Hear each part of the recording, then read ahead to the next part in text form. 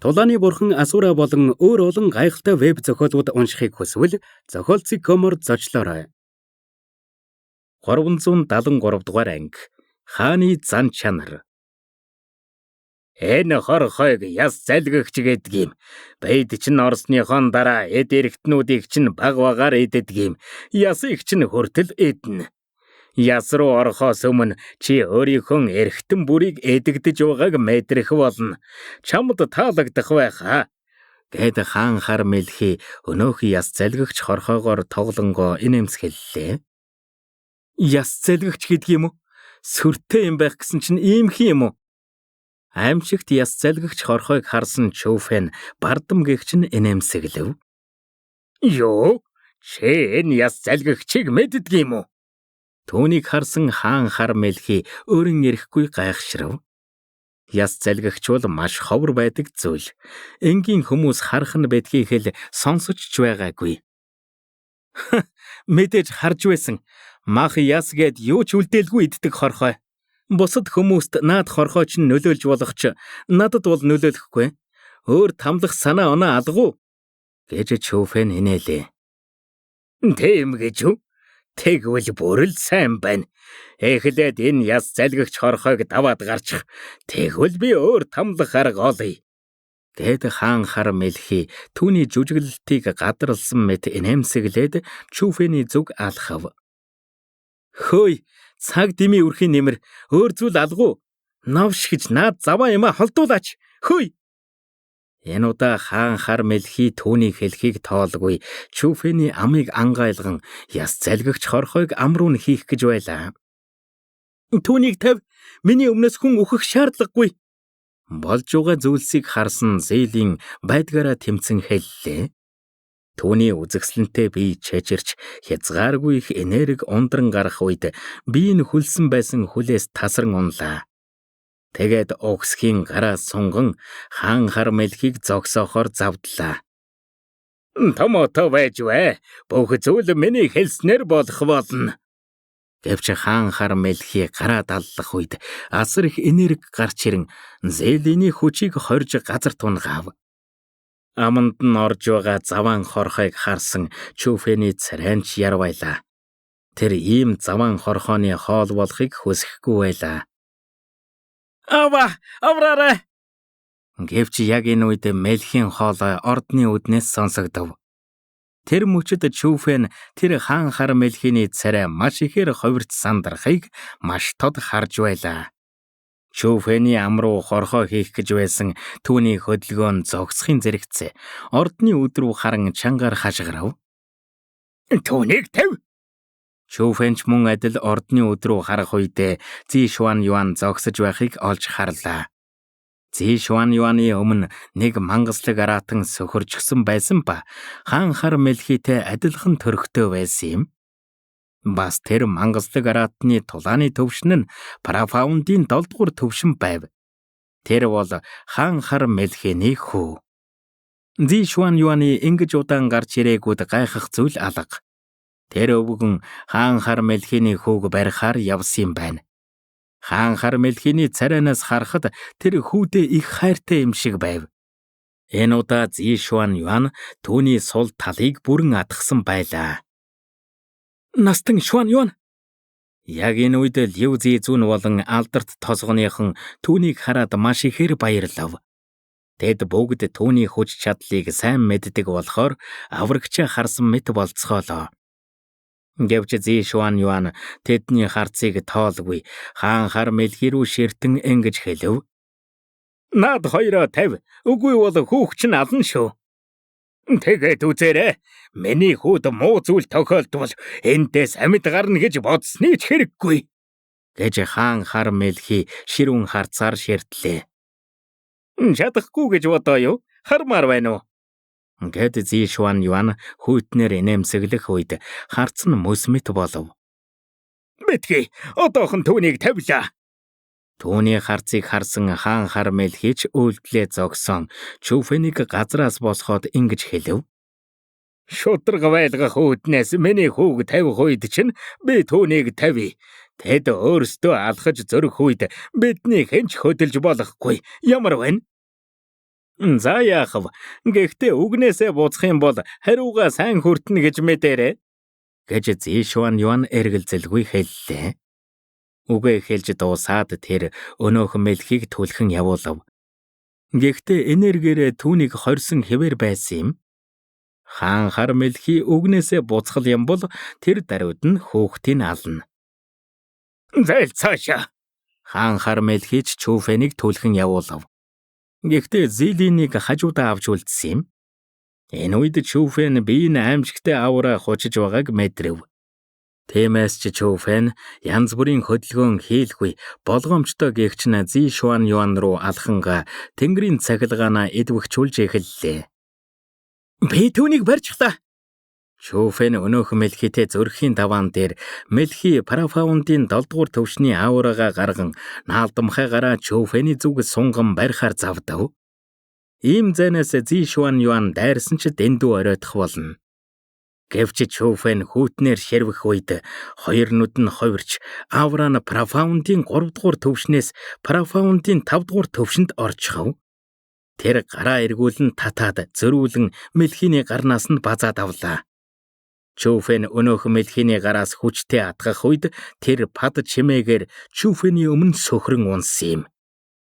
Юу? Болсон зүйлсийг харсан хаан хар мэлхий болон бусад мангаслаг араатнууд бүгд гүн цочролд орцгов. Тэд Чүфэний аура гэнэт хувирч ийм хүчтэй болчихно гэж төсөөлж байсангүй. Дээрээс нь хаан хар мэлхийний хүүг ийм амархан ялчглаа. Мангаслаг араатнуудын цочрдсон царайны хажууд хоригдож байсан хүмүүсийнх арай тайван байв. Тэд бүгд Чүфэнийг зүгээр алуулчих тарган хонь биш гэдгийг сайн мэднэ. Гэхдээ л Парафаундын 7 дугаар төвшний мангаслаг араатныг ядах юмгүй ялахыг хараад баггүй цочрдсон юм. Ядаж байхад энгийн мангаслаг араатан ч биш хаан хар мэлхийний цус судсаар нь гүйж байгаа хөөн. Гэтэл ийм хүчрхэг мангаслаг араатныг Чүфэн ядах юмгүй ялж байгаа нь Чүфэнийг аимшигтай нэгэн гэдгийг ч нотлов. Зилийн авхайг сулл, үгүй бол хүүхч нь тахир дутуу болголоо. Гэд Чүфэн нэг гараараа өнөөхөн мэлхийний мөрнөөс нь базаад нөгөө гартаа алтан хутаг гаргаж ирээд мэлхийний хүзүүнд тулгав. Адгийн хүмүүс намайг хуурна гинэ. Бид зэрэг суллна гэж ярьсан бидтэй. Энд чинь яаж угаа юм? Гэж хаан хар мэлхий ууртайгаар асуулаа. Тэр чин Настан Шуан Юан та хоёрын тохиролцоо. Тэр аль хэдийн хүүхч нь сулдгаараа суллсан. Харин одоо би чамтай тохиролцох гэж байна. Битгий надаас олон долоо юм асуугаад бай. Суллах үгүй юу? Чүфэний харц нь хурц илдмэт болж хоолой нь үгээр илэрхийлэхин аргагүй сүрлэг болж тэнд байсан гоо бүсгүүчүүдийн сэтгэлийг булаалаа. Түүний гаргаж буй зан ааш нь энгийн хүнийх биш харин төрөлхийн хаан хүний зан ааш байсан юм. Жинхэнэ хаан. Лайк болон subscribe дарж биднийг дэмжээрэй. 374 дугаар анги. Ухралт. Жаала, чи надтай яаж харьцаад байгаа юм? Намайг сүрдүүлсэн хүнд юу тохиолддгийг мэдэх үү? Чүфэн шиг жулдрагийн сүрдүүлгийг сонсоод хаан хар мэлхийний харц нь хуйтран шүдээ зуулаа. Гэвч Чүфэн гараа түлхэн мэлхийний нүрэнд зоож орхив. Хацарныхан өвдөлтөөс болж хаан хар мэлхийний хөө чангаар үлэн хашгирах нь баггүй өвдөж угааг нь элтгэж байсан юм. Чи? Хүүгийнхэн хацарнаас цус урсан гарахыг харсан хаан хар мэлхий сандарч эхэллээ. Чүфэн шиг нусхайг тэр хизээж хүүрүүн дайрах зоригтой байна гэж төсөөлж байгаагүй. Зишуан Юан хүртэл тэгж чадахгүй. Гэвч түүний төсөөлөөгүй зүйлүүд араасаа өрнсөөр байв. Хаан хар мэлхийг хөдлөхгүй байгааг харсан Чүфэн хутгаа сугалж яваад хүүгийнх нь нүдэн дээр авчран зоохоор зэхлээ. Зогс, би түүнийг суллая. Түүнийг харсан хаан хар мэлхий чангаар хашгиран Чүфэнийг зогсохыг шаардав. Гэхдээ өмнөхтэй адилхан бид зэрэг тэднийг суллах болно. Гэж хаан хар мэлхий газраас зээлэнийг босгон хэллээ. Настан Шуан Юантай хийсэн тохиролцооны дүрм чинь надад падличгүй. Зэлинийг яг одоо суллахгүй бол хүүгийн чинь нүдийг ухна шүү. Гэж Чүфэн мөс мэт хүйтэн өнгөөр хэлв. Жаада, битгий давраад угаарай. Миний хүүг гэмтэх юм бол би ч гэсэн түүний нүрийг эрэмдэглэн шүү. Гэж хаан хар мэлхий ширүүнгэгч нь хариуллаа. Түүнийг үгээ хэлж дуусхаас ч өмнө Чүфэний гар нь угсхийн хаан хар мэлхийн хүүгийн нүдэнд зоогдон оров. Тэгэхэд дууссангүй. Тэр хутгаа эргүүлэн цусан улаан нүдийг ухаж гаргаж ирлээ. Чүфэн тэгэд ч зогссонгүй. Тэр өнөөхөн мэлхийний нөгөө нүд рүү хутгаа чиглүүлэн зоохоор бүр мөсөн шийдэн доош бүлэв. Болооч, би түүнийг суллая. Хаан хар мэлхий ахиж тохиролцоохыг санал болголгүй. Зэлинийг бариад Чүфэн рүү шидэв. Яг энэ үед Зи Шуан Юан дээш хараагаад Зэлинийг барьж аваад хоройг нь суллсан юм. Хурд миний хүүг сулл! Гэж хаан хар мэлхий чэчрэн хашгирлаа. Чүфэний үйлдэл түүнийг айлгсан уу, уурлуулсан уу гэдгийг хэнч тааж мэдэхгүй. Гэхдээ тэр уур хилэнгээ хүчээр барьж байсан юм. Туслахуудаа тэднийг сулл гэж хэл. Гэвч Чүфэн түүний хүүг суллалгүй. Шү зонгиу тэр хэд рүү зан шаардлага тавилаа. Жаада, чамд ичхнүүр гэж байна уу? Би аль хэдийн сулл гэсэн хүнийг чинь суллсан. Гэтэл чи хүүг минь суллахын оронд бүгдийн суллахыг шаардаж байгаа юм уу? Гэж хаан хар мэлхийний хоолойны өнгө нь уур хилэнгээр дүүрлээ. Чүфэн түүнээс айсан шинжгүй тайвнаар хариулав. Чи буруу ойлгоод байх шиг байна. Зэлинийг суллсны дараа би хүүг чинь суллана гэж огт хэлээгүй. Чи л тэгж хүсээд байгаа болохоос биш. Навшгэж, жам шиг ичхүүргүй хүн харж байсангүй. Ядаж л өнөөдөр харж чадлаа. Ганц л үг. Суллах уу, суллахгүй юу? Гэж Чүфэн хутгаа өргөн асуулаа. Суллаад үгүй. Гэхдээ тэднийг суллсны дараа миний хүүг суллана гэж амал. Гэт хаан хар мэлхий хүүгээ удаан зовоохыг хүсэхгүй байгаа нь элт байв. За яхав, амлаж байна. Гэт Чүфэн толгойд оглоо. Хаан хар мэлхийний заавраар мангаслаг аратнууд шүү зонгиу тэр хэдийг түргхэн гэгчин суллаж эхлэв. Суллагдсан хүмүүс ч Зи Шуан Юаны хойно ирж зогсцоолоо. Миний хүүг тавь, хүүг минь суллаач. Би хэлсэн бүхнийг чинь хийсэн, чи амлалтаасаа буцаж болохгүй. Яг энэ үед хаан хар мэлхий галзуурх шахам хашгирч ордныг тэр аяар нь дөргөв. Чүфэн ч хаан хар мэлхийд баригдах юм бол түүнийг ямар хувь тавилан хүлээж байгааг гадарлаж байлаа. Гэхдээ тэд суллагдсан ч гэлээ мангаслаг аратнуудын үүрэнд байгаа болохоор аюулгүй болсон гэсэн үг биш. Тэгээд Чүфэн хажуудаа зогсох Зи Шуан Юан руу ширтээд асуулаа. Настан Шуан Юан, одоо яах вэ? Жаада, чи их сайн байлаа. Чи нэлээд хэдэн асуудлыг мань зохицуулчихлаа. Гэт Зи Шуан Юан Чүфэнийг магтсныхаа дараа Зэлин рүү ширтээд ингэж хэлв. Зэлин, тэднийг аваад 1000 мангас уулнаас гараад шууд алдарт тосгон руу буц. Бас алдарт тосгоны айрмыг ийшээ явуулаач гэж бэдгий настангуудаас асуугаарай. Тосгонд биднийг хүлээж вэ. Өвөө, та? Зэлин өвөөдөө санаа нь баггүй зовлоо. Хурд яв, та нар энд надад сатаад болно гэж Зи Шуан Юаны хоолойн ширвслээ. Зэлин, явцгаая. Тэдний тулаанд бид оролцож болохгүй гэж Чүфэн хажууд нь очин хэлв. Өвөө, болгоомжтой байгаарай. Гэт Зэлин толгойд оглоо. Бүгдээрээ намайг дагаад яв. Би та нарыг эндээс гаргаж өгье. Гэт Чүфэн Зэлиний гараас татан ертөнцийн сүнс бүлгэмийнхнийг замчлан явсан юм. Бусд нь хэсэг эргэлдсэн ч гэлээ Чүфэнийг дагахаар шийдэв. Хаан хар мэлхийд шаардлага тавьж байхыг санах үед Чүфэн нас балчирч гэлээ тэднээс илүү ихтгэл даахаар санагдсан юм. Чүфэн ч тэдний урмыг хугалсангүй. Элэгдсэн агуйнаас тэр хэдэн зуун хүнийг дагуулan гарлаа. Яагаад 1000 хүмүүс хэдэн зуун болтлоо буурсан бэ гэхээр мангаслаг аратнуудад баригдахдаа ихэнх нь алуулсан. Тэднийг чулуутойгоос холдоод удаагүй байхад хаасайгүй тесрэг чимээ гарч газар дөргиж эхэллээ. Тэдний тулааны хүч маш өндөр болохоор тулаан нь ширүүн болж байсан юм. Ийм нөхцөлд Чүфэн, Шу Зонгю, Жie Цзинмин, Лю Зизун тэрхэд удирдах чадвараа гарган хүмүүсээ чиглүүлэн амжилттай мянган мангас уулнаас зугтав. Гэхдээ Жie Цзинмин, Лю Зизун хоёрын тэсвэрлэж чадахгүй байсан ганц зүйл нь хүмүүсийн итгэж найдаж байгаа хүн нь тэд биш, харин Парафаундын 3 дугаар төвшний Чүфэн байсан нь юм. Лайк болон subscribe дарж биднийг дэмжээрэй. 375 дугаар анги. Эрдэнсийн байршил. Мянган мангас уул аль хэдийн мангаслаг аратан хүмүүсийн хоорондох дайны талбар болчихсон. Холоос мангаслаг аратнуудын архираа болон хүчтэй газар хөдлөлт эц төгсгөлгүй сонсогдож, тэнгэр багандсан утаа гарч байгаа нь тодоос тод харагдаж байв. Гэвч энэ дан тэр чигээрээ мангаслаг аратнуудын урх байсан юм. Тийм ч учраас Зи Шуан зээлинд бэтгий нэмэлт хүч дуудаарай гэж загсан. Азар буцах замдаа Чүфэн тэрэхэд хүчрхэг мангаслаг аратнуудтай тааралгүй аюулгүйгээр алдарт тосгонд эргэж ирлээ.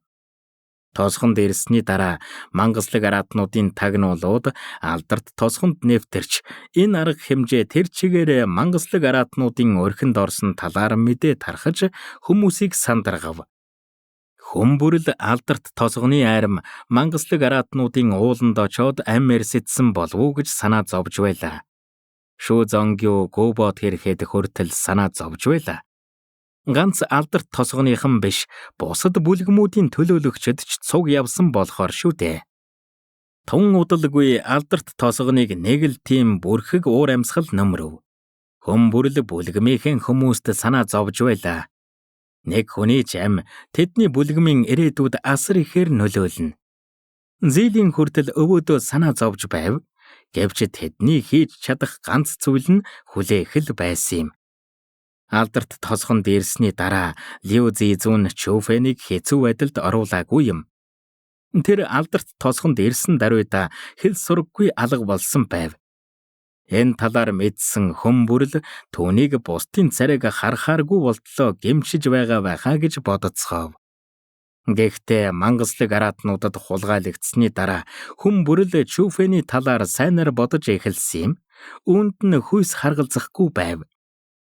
Жан Вушан тэр мянган мангас ууланд орсныхаа дараа тусдаа салаад явчихсан юм уу? Яг энэ үед Чүфэн өөрийн ордондоо гайхширан асуулаа. Учир нь тэр ирснээсээ хойш Жан Вушаныг олж хараагүй болохоор Гобог дуудаж асуусан юм. Гобогийн хариултч Чүфэнд сэжиг төрүүлсэн юм. Тэр Жан Вушаныг ямар нэг төлөвлөгөөтэй байсан гэж сэжиглэж байлаа. Цуглуулсан мэдээлэлээ холбоод үзэхэд Чүфэн ч ойлгосон юм. Жан эзэнт гүрэн өмнө нь мянган мангас уул руу дайрч байсан. Тиймээс тэд мянган мангас уулын талаар алдарт тосгоноос ч илүү сайн мэднэ. Жан Вушан ч бас Эрдэнсийн араас явж байх магадлалтай байсан юм. Жан Вушаны Эрдэнсийн байрлалыг мэдэхээсээс илүү алдарт тосгон мянган мангас уулын дайн хэр байгаад л түүний санаа илүү их зовж байлаа. Хэний зөв, хэний буруу байх нь хамаагүй. Чүфэн зөвхөн алдарт тосгон мангаслаг аратнуудыг шахалтанд оруулж анхаарлыг сарниулаасаа гэж хүсэж байсан юм.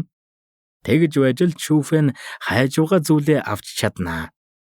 Сандарсан төгссөн уур амьсгал 3 хоногийн турш үргэлжилсний эцэст мянган мангас уулын зүгээс олон тооны цагаан толгойт бүргэд ирж яваа харагдлаа. Тэд эргээд ирлээ. Тосгоны захирагч эргээд ирлээ.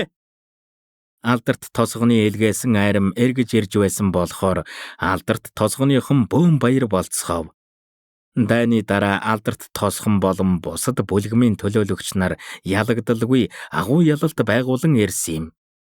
Тэд олзны мангас авч ирсэн ба тэр нь энгийн нэгэн мангаслаг аратан биш, харин 5 мангаслаг хааны нэг болох хаан хар мэлхий. Түүнийг барьсан хүн нь Зилиний өвөө Зи Шуан. Зи Шуан үнэхэр хүчрхэг юм аа. Хаан хар мэлхий Тэнгэрийн 5 дугаар төвшний хүчтэй гэж дуулсан юм.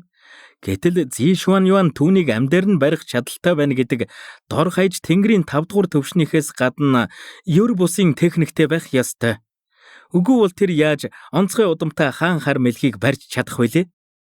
Яг энэ үед Гобо Чүфэний байрлаж байгаа газар ирэн бүхнийг мэддэг мэт түүнд хэллээ.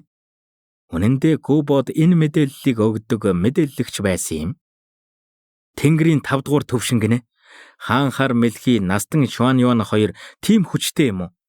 Гобо, одоогийн 9 нутагт Тэнгэрийн 5 дугаар төвшин хамгийн хүчтэйд тооцогдох уу? Гэж Чүфэн асуулаа. Мэдээч шүү дээ. Чүфэн, чи 100 жилийн өмнө манай ертөнцийн сүнс бүлгэн болон Жэовогт гарч ирсэн ер бусын гоц суутнуудын талаар сонссон биз дээ? Гэж Гобо асуултаар хариулв. Сонсч байсан. Гэж Чүфэн толгойд өглөө. Түүний сонссноор тэр үед 1000 жилд ганц төрдөг гоц суутнууд төрж, сүнсний нутаг Жиан эзэнт гүрний суурьшдаг хан нутгаас гаднах хамгийн хүчрхэг нутаг болсон. Жиан эзэнт гүрэн 9 нутагт ирснээсээ хойш захирагч болсон. Азур Драгон Зэндрэн асар хүчтэй ч гэлээ тэднийг сандаргаж байсан уу гэхээс захирагч суудлаас нь буулгаж чадаагүй. 100 жилийн өмнө төрсөн 2 гоц суутан 9 нутгийн хамгийн хүчрхэг, хамгийн ер бусын гоц суутнууд болцгоосон. Гэвч тэр хоёр маш хүчрхэг тулааны төвшин, маш хүчрхэг сүнсний хүчтэй байж нэг нь нууцлаг тулааны мастерт ялагдсан. Харин тэр нууцлаг тулааны мастрын Асура сүнс цамхагт хоригдсон мангаслаг аратан гэдгийг Чүфэн мэднэ. Тэр хоёр дөнгөж Тэнгэрийн 6 дугаар төвшөнд байсан.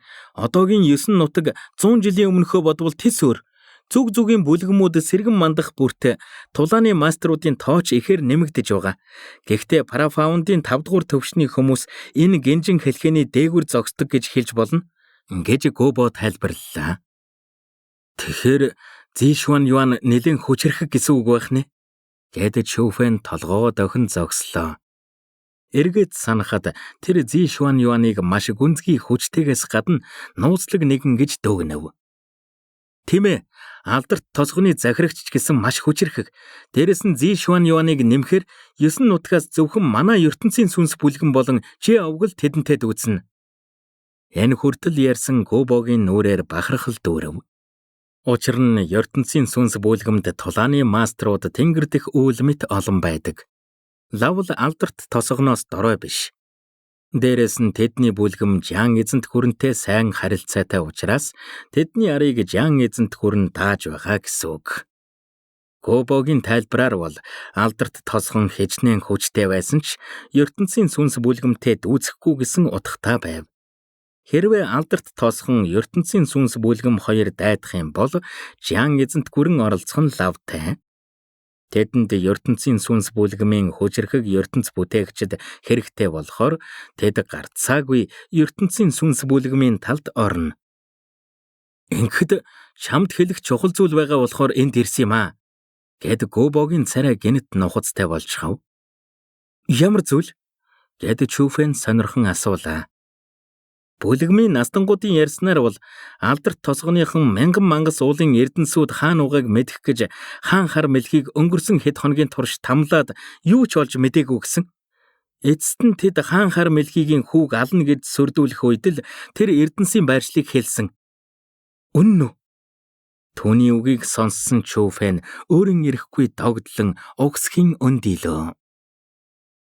Лайк болон subscribe дарж биднийг дэмжээрэй. 376 дугаар анги. Эцсийн боломж. Үннээр барах уу? Алдарт тосхон манай ертөнцийн сүнс бүлгэн болон Жэовг, Юнган сургууль, Галт бурхан сургууль, Нуугдмал цагаан бүлгэм, Эрхчлөөд хөндөй, Элдний бурхан хөндөй нартай 8 талд нэгдэл байгуулсан. Гэж Гобо хэллээ.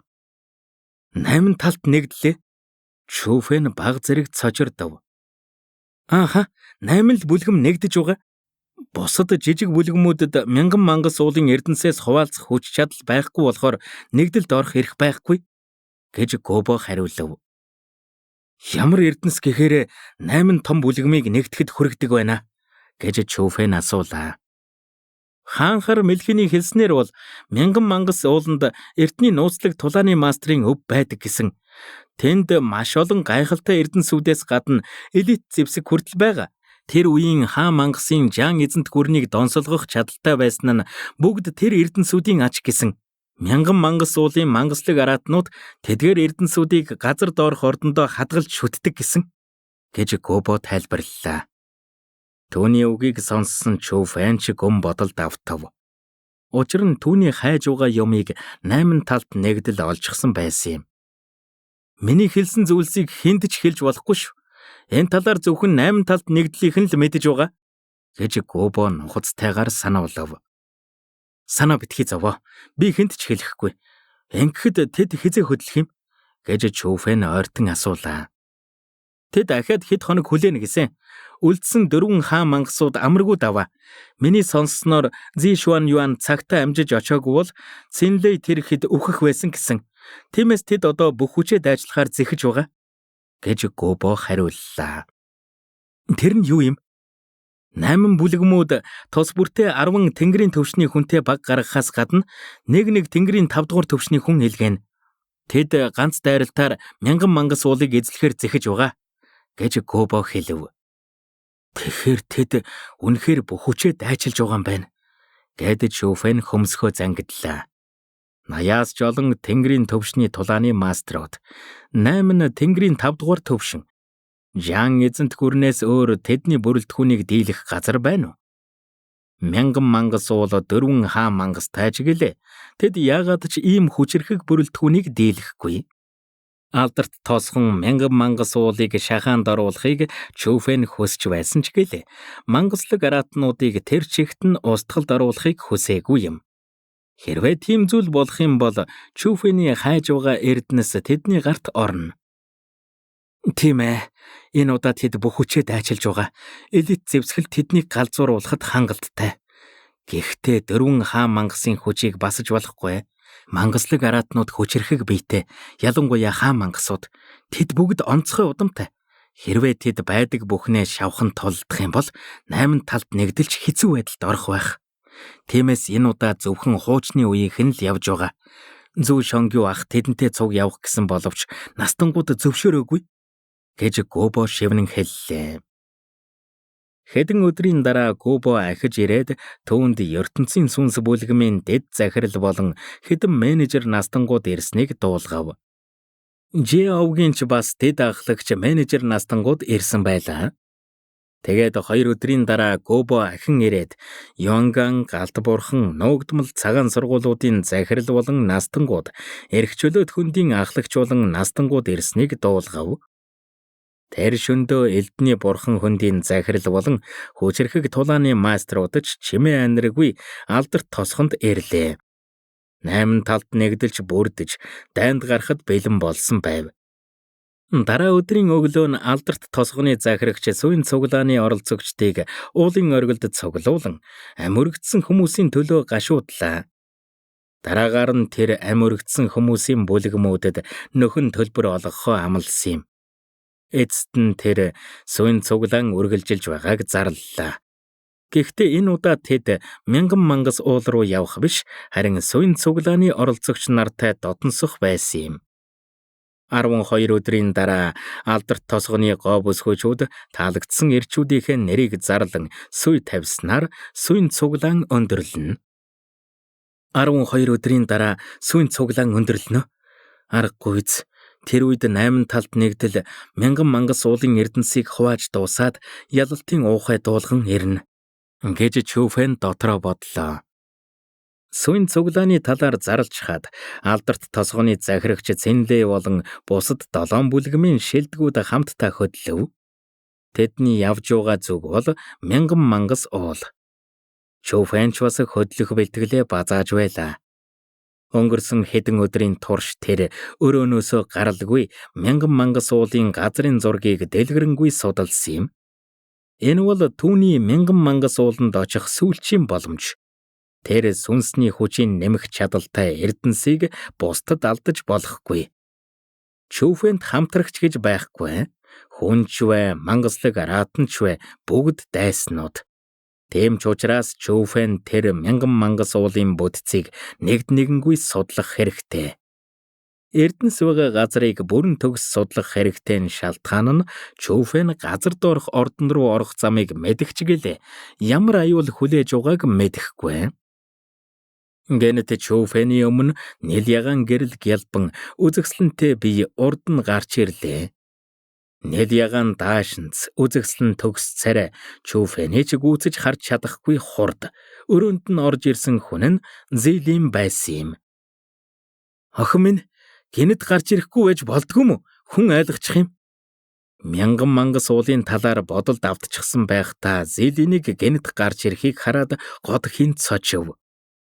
Буруу зүйл хийгээгүй бол сүнснээс ч айх хэрэггүй гэдэг баха. Чи юугаа бодож байсан юм? Шалиг амтан. Гэд Зэлийн том алаг нүдэрээ Чүфэнийг нэвт харах мэт ширтлээ. Чи л өөрөө шалиг шулуухан хилэдэх гигэн цагаан өдрөөр цонхоор яах гэж орж ирсэн юм? Арай болохгүй зүйл хийх гэж байгаа юм биш биз? Чүфэн хөхрөн инээгээд Зэлиний гойлог биерүүн ширтлээ. Ялангуяа түүний төмбийг цээжийг хараад Чүфэний хүсэл тачаал эцэстээ хүрсэн юм. Лайк болон subscribe дарж биднийг дэмжээрэй. 377 дугаар анги. Хамтарсан нь. Ахад харах юм бол нүдийг чинь ухан шүү. Төвний үйлдэлийг харсан Зэлиний ялдам царай нь улаан өнгөтэй алим шиг болж гараас аван Чүфэнийг цогхоор завдлаа. За харахгүй. Гэхдээ үннээ хэлэдэх. Над дээр ирсэн юм чинь шалтгаантай л байлгүй дээ. Би чиний тэнгэрлэг биеийн талаар хүнд ч хэлээгүй байгаа. Ингэж Чүфэн инэн хэлв.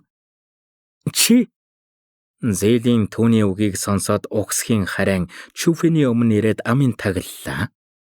Тэгэд сүнсний хүчээ ашиглан эргэн тойронд шалгаж хинч байхгүй байхыг мэдээд гүнзгий амьсгаа аван ингэж хэллээ. Чамтай ярих зүйл байгаа болохоор ирсэн юм. Ямар зүйл? Гэж Чүфэн түүний гарыг холдуулан асуулаа. Алдарт тосгоны нэгдэл байгуулсныг мэдэж байгаа биз дээ?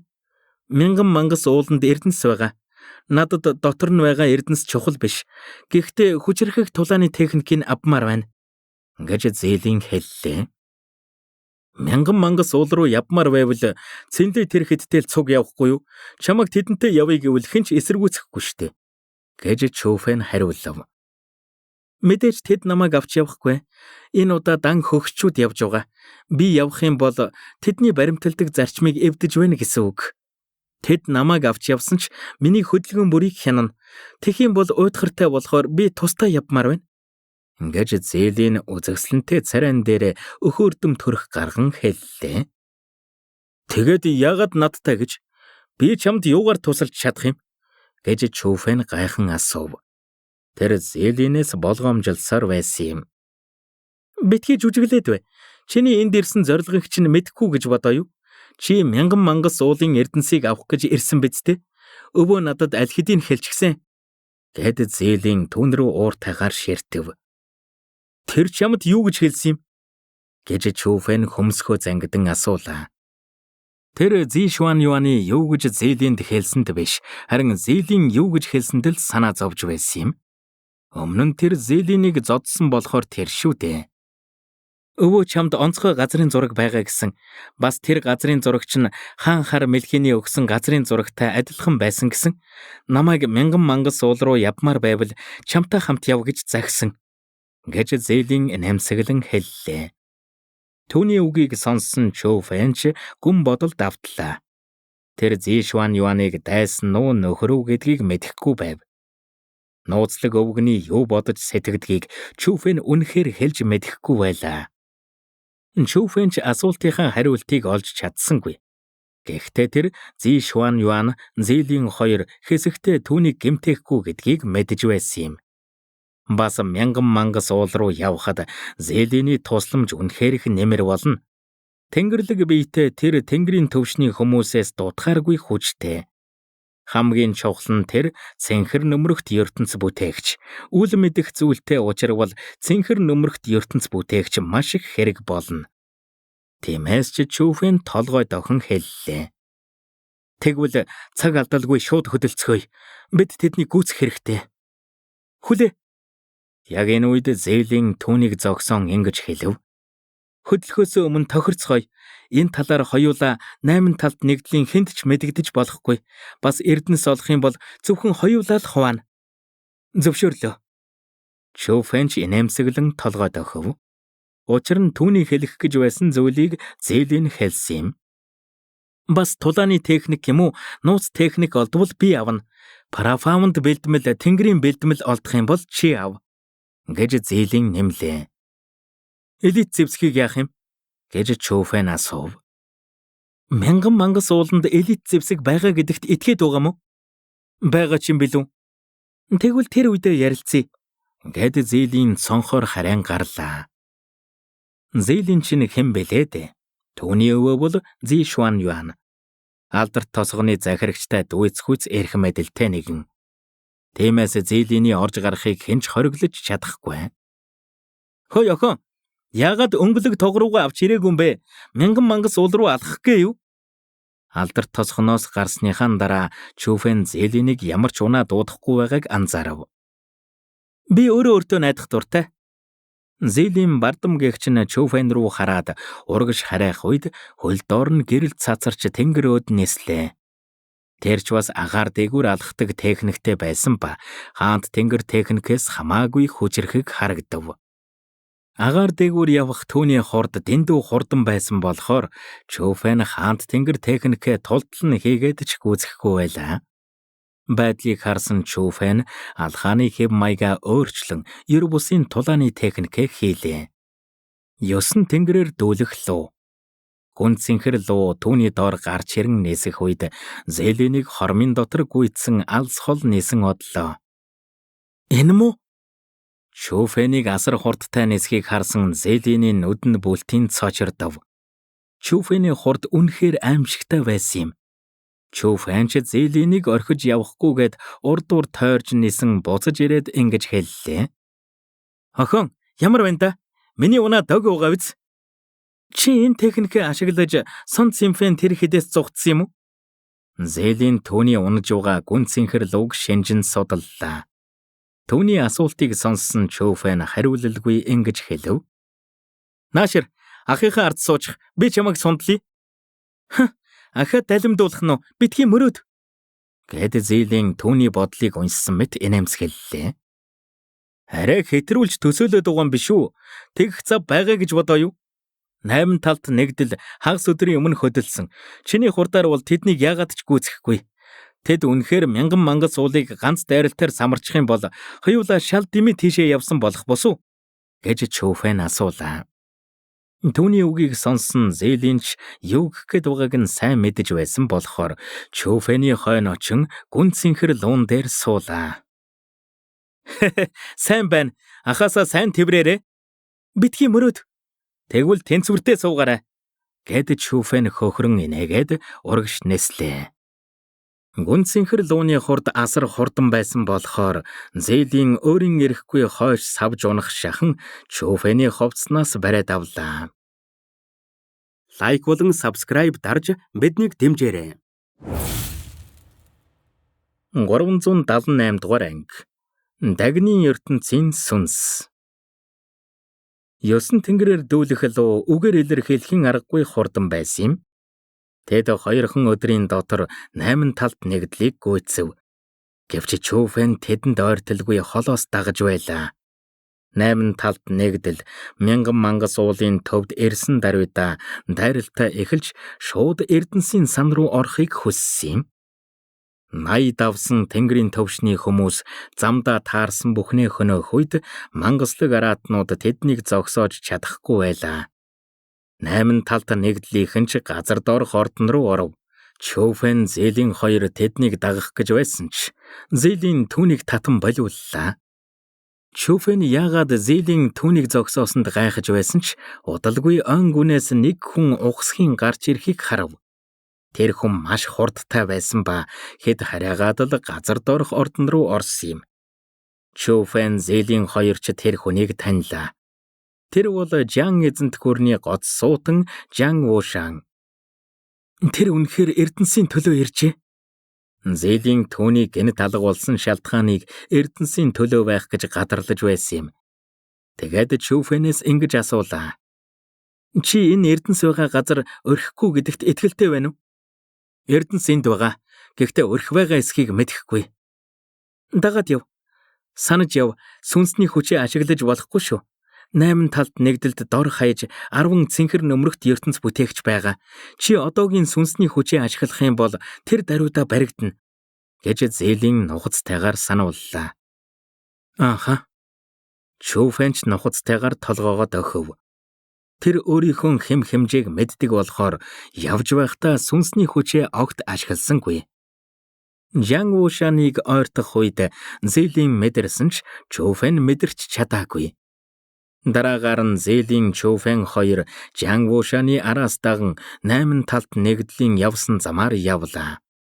8 талд нэгдэл дэндүү хүчрхэг байсан болохоор замдаа таарсан саад, орхи, сүнсний тойрог гээд бүгдийг л ядах юмгүй давж байв. Харин Чүфэн байдал нэг л буруу байгааг мэдэрсэн юм. Гэхдээ яг юу нь буруу байгааг өөрөө ч мэдэхгүй байлаа. Жан Вушан гэнэт 8 талд нэгдлийг дагахаа болох үед л Чүфэн Зээлийн хоёр юу буруу байгааг ойлгосон юм. Газар доорх ордон маш томоос гадна ордон гэхээсээ илүү газар доорх үлэмж агуу гэвэл тохирохоор байв. Учир нь ордны дотоод бүтэц гэхээсээ илүү хаасайгүй чулуу харагдах нь дэндүү энгийн харагдаж байлаа. 8 талд нэгдэл үргэлжлүүлэн урагш явж байхад Жан Вушан гэнэт зогсон нэг ханны өмнө ирлээ. Тэгээд нэг төлхүүр шиг хэлбэртэй эрдэнэс гаргаж ирлээ. Жан Вушан тэр төлхүүрээ хананд хүргэх үед аврах том хан хаалга мэт нээгдэж ер бусын авраа ялгаруулав. Түүнийг харсан Чүфэн өөрийн эрэхгүй гүн цочролд орсон юм. Учир нь тэр ер бусын авраа нь Асура сүнс самхаг болон Эгигийн энергтэй адилхан байв. Асура энерги. Жан Вушан тэр Асура энергтэй хаалгаар орон алга болсны дараа ханч эргээд хэвэндээ орчихов. Тэр үнэхээр бусдын мэдэхгүйг мэддэг бололтой. Түүний явсан зам жинхэнэ нь байх. Чүфэн тэр хан руу ойртон харахтаа ер бусын зүйл мэдэрсэн ч онгойлгож чадахгүй байлаа. Тэгээд тэр Зээлийн рүү ширтэн асуув. Чи нээж чадах юм шиг байна уу? Мэдхгүй. Энэ хан их хачин юм. Гэхдээ оролдоод үзье. Гэд Зээлийн итгэлгүй байсан ч гэлээ бүх хүчээ дайжлахаар шийдэв. Бусдад мэддэхгүй гэсэндээ тэр өөрсдийгөө далдлах сүнсний тойрог бүтээлээ. Чүфэн тэр хоёроос өөр хэнч тэднийг анзаарахгүй байлаа. Дараагаар нь түүний өмнө 2 метр өндөр хар нүх гарч ирлээ. Тэр хар нүх хачин тэмдгүүдээр дүүрэн байсан ба ёроолгүй мэт харагдаж байв. Тэр нүхнээс өөр ертөнцийн ямар нэг зүйл гарч ирэх гэж байгаа юм шиг хачин мэдрэмж төрүүлж байлаа. Гэнэт хар нүхэн дотроос нэг хүн гарч ирэв. Үгүй хүн биш. Яг л оюун ухаант сүнс шиг мөртлөө арай өөр. Тэр эмэгтэй байсан ба гаднах төрхөн тэмч үзэсгэлэнтэй биш. Гэхдээ түүнээс ялгарх уур амьсгал тис өөр байсан юм. Хамгийн чухал нь тэр 2.5 метр өндөр байсан ба биес нь алтан гэрэл цацарч байлаа. Түүний өмссөн хувцас нь хүртэл ер бусын авраа ялгаруулж байснаас гадна тулааны хүч нь Тэнгэрийн 2 дугаар төвшнийх байв. Эзэнтэнд ёслоё. Тэр хачин эмэгтэй гарч ирсэн даруйда Зээлийн ёслолоо. Би дагны сүнсний тойрог бүтээх хэрэгтэй болохоор чиний дагны хүч хэрэгтэй байна гэж Зээлийн шууд гол зүйлээ хэлээд өнөөх ханан дээр сүнсний тойргоо бүтээж эхэллээ. Үүнтэй зэрэгцэн нөгөө хачин дагнч онцгой энерги ялгаруулан Зээлиний бүтээсэн сүнсний тойргийг хүчрхэгжүүлж байв. Түүний хүч нарны туяа мэт ер бусын байсан юм. Амьтай болгонд эерэг энерги өгч тухтай болгохоор тийм энерги. Хамгийн чухал нь тэр маш их хүчрхэг байсан юм. Чүфэн хүртэл ийм ер бусын хүч ертөнцид байдгийг ч мэдэхгүй. Эги, энэ арай Зээлийн гэрээт ертөнцийн сүнс биш үз? Гэж Чүфэн асуулаа. Тийм ээ, энэ бол дагны ертөнцийн сүнс. Энэ охин их мундаг юм гэж өөрөөсөө 2 төвшин илүү ертөнцийн сүнстэй гэрээ хийж байдаг гэж Эги магтан хэллээ. Дагны ертөнцийн сүнс юм уу? Дагны ертөнцийн сүнснүүд тийм хүчрхэг ертөнц бүтээгч байдаг юм уу? Гэж Чүфэн гайхан асуулаа. Тэд хамгийн хүчрхэг нь бишээ. Гэхдээ тэд сул доройч биш. 7 сүнсний ертөнцөөс тэд 2-т ордог гэхэд буруутгахгүй гэж Эги тайлбарллаа. Тэгвэл хамгийн хүчтэй нь аль сүнсний ертөнц юм? Гэж Чүфэн сонирхон асуув. Асуух хэрэг байна уу? Манай Асура сүнсний ертөнц хамгийн хүчтэй нь. Манай Асура сүнсний ертөнцийн сүнстэй гэрээ хийж чадхал юм бол тэр нь ертөнц бүтээгч нарын насаараа бахархаж явах зүйл гэж Эги бахархалтай наргагүй хэллээ. Түүний үгийг сонссон Чүфэн ч баярлав. Учир нь түүний ертөнцийн сүнс 7 сүнсний ертөнцийн хамгийн хүчрхэг ертөнцийнх байсан юм. Байж бай та. ертөнцийн сүнс эзнийхээ биеэс гарч болохгүй үстэй. Яагаад Зилийн ертөнцийн сүнс биеэс нь гарч ирээд биечлэн тусалж байдаг вүлээ? Сайн бодсны эцэст Чүфэн гайхан асуув. Эги асар их хүчтэй байж түүний биеэс гарч ирж чадахгүй. Хамгийн сайндаа тэр биеийн зээлж хүчээ гаргаж чадна. Хэрвээ Эги биеэс нь гарч ирэн түүнд тусалдаг бол ямар сайхан байх вэ? Эгигийн хүч маш ер бусын гэхээсээ илүү аимшигтай. Дээрээс нь Эги шиг үзэгслэн gooтой хамт явах юм бол ганцаардахгүй. Ядаж л ирээдүйн аяллууд нь илүү сонирхолтой болно. Тулааны бурхан Асура болон өөр олон гайхалтай веб зохиолууд уншихыг хүсвэл зохиолцыг комор зочлоорой.